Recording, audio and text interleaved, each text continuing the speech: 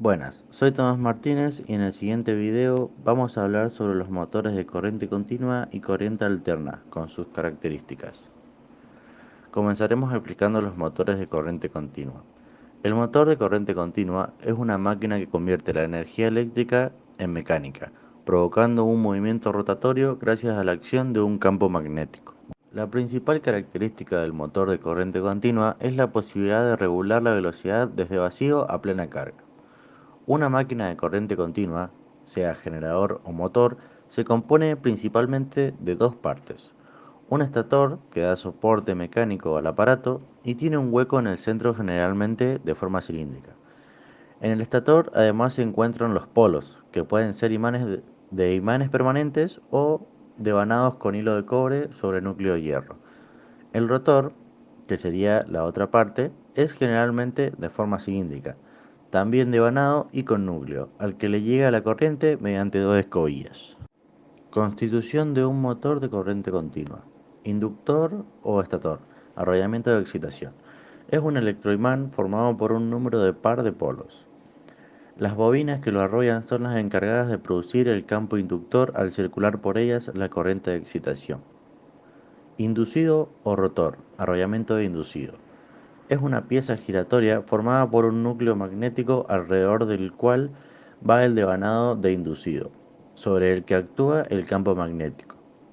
Colector de delgas. Es un anillo de láminas de cobre llamada delgas, dispuesto sobre el eje del rotor que sirve para conectar las bobinas del inducido con el circuito exterior a través de las escobillas.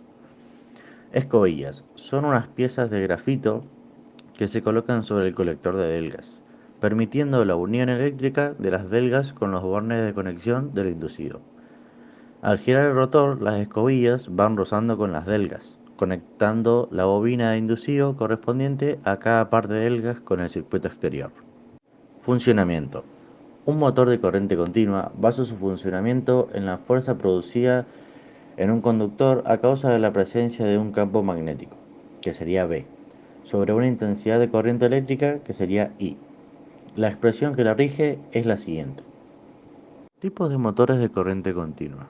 Motor en serie, motor en paralelo, motor mixto e independiente. Comenzaremos explicando el motor de excitación en serie. Los devanados de inducido y el inductor están conectados en serie y alimentados por una misma fuente de tensión. En este tipo de motores existe dependencia entre el par y la velocidad. Son motores en los que, al aumentar la corriente de excitación, se hace disminuir la velocidad, con un aumento del par. Motor de excitación en paralelo. Los devanados inducidos e inductor están conectados en paralelo y alimentados por una fuente común. También se denominan máquinas shunt, y en ellas, un aumento de la tensión en el inducido hace aumentar la velocidad de la máquina. Motor de excitación mixta, también llamados comput. En este caso, el devanado de excitación tiene una parte de él en serie con el inducido y otra parte en paralelo. El arrollamiento en serie con el inducido está constituido por pocas espiras de gran sección, mientras que el otro está formado por un gran número de espiras de pequeña sección. Permite obtener, por tanto, un motor con las ventajas del motor en serie, pero sin sus inconvenientes. Sus curvas características serán intermedias entre las que se obtienen con excitación en serie y con excitación en paralelo. Motor de excitación independiente. Son aquellos que obtienen la alimentación del rotor y el estator de dos fuentes de tensión independientes. Con ello, el campo del estator es constante al no depender de la carga del motor, y el par de fuerzas es entonces prácticamente constante. Las variaciones de velocidad al aumentar la carga se deberán solo a la disminución de la fuerza electromotriz, por aumentar la caída de tensión en el rotor. Este sistema de excitación no se suele utilizar debido al inconveniente que presenta al tener que utilizar una fuente exterior de corriente. Par de arranque. Un motor de corriente continua está conectado a una red de donde consume energía eléctrica para transformarla en energía mecánica, la cual origina un par de motor que lo hace girar. La ecuación eléctrica de su devanado inducido en el rotor es la siguiente, siendo BI la tensión de alimentación del circuito inducido, siendo E la fuerza electromotriz, que sería la FEM inducida en el devanado, siendo la B de escape la caída de tensión en un par de escobillas, siendo RI la resistencia total del circuito del inducido, el cual está formado por el devanado inducido más los devanados auxiliares más el devanado de excitación en serie, si es que lo hay, y el reóstato, si es que lo hay también, siendo LI la corriente del devanado inducido. Control de velocidad. El frenado contracorriente consiste en la inversión del sentido de giro con el motor puesto en marcha.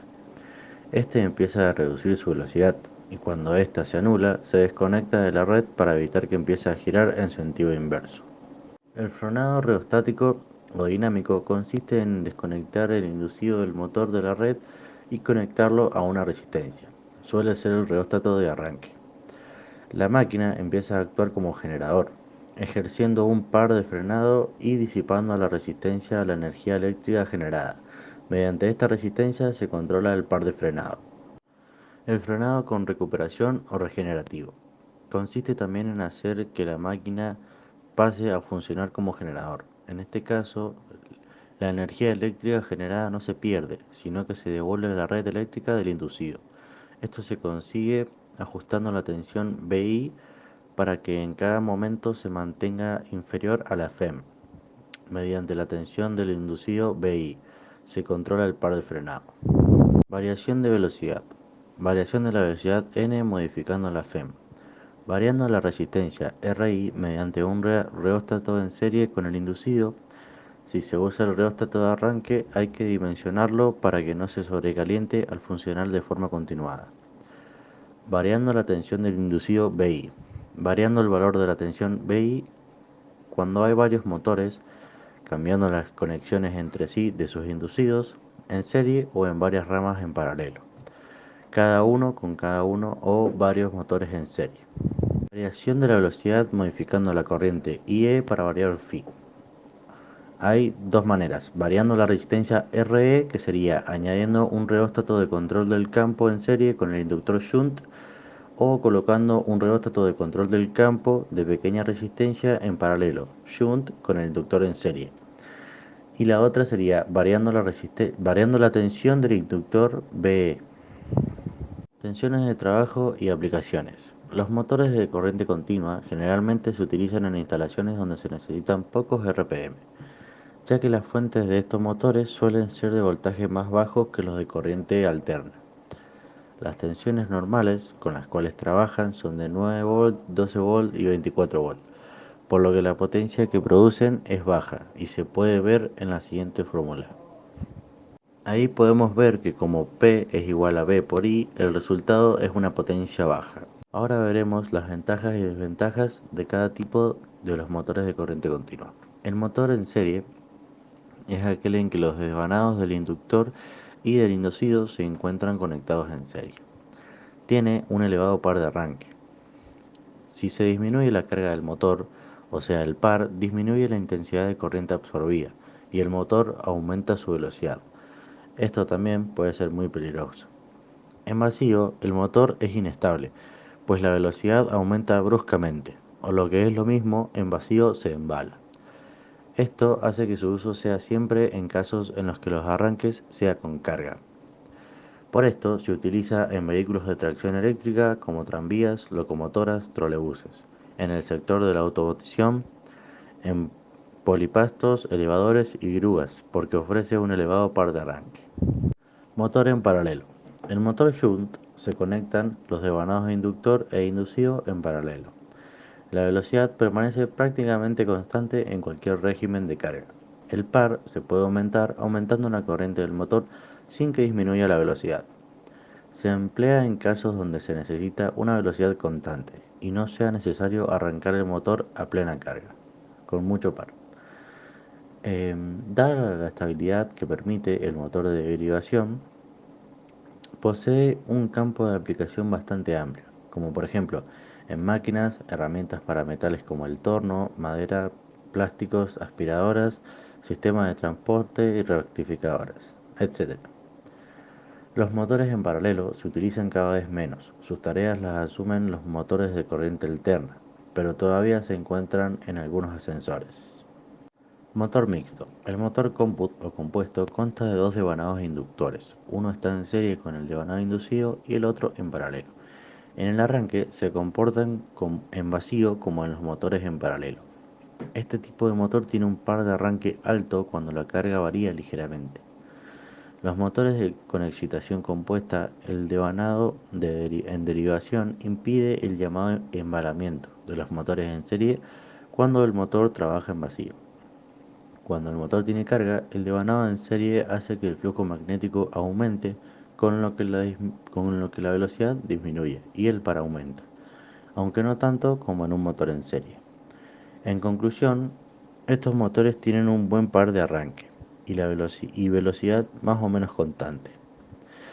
Se utilizan en aquellos casos en los que el par de arranque de los motores en paralelo no es capaz de mover la carga en los primeros momentos, como por ejemplo en dispositivos de elevación. Se puede utilizar prácticamente para cualquier cosa como tracción, laminadoras, máquinas, herramientas, etc. Motor independiente. El motor de excitación independiente es tal que el inductor y el inducido se alimentan de dos fuentes de energía independientes. No se suelen utilizar, salvo excepciones muy concretas, por el inconveniente de tener que utilizar dos fuentes de alimentación externas independientes.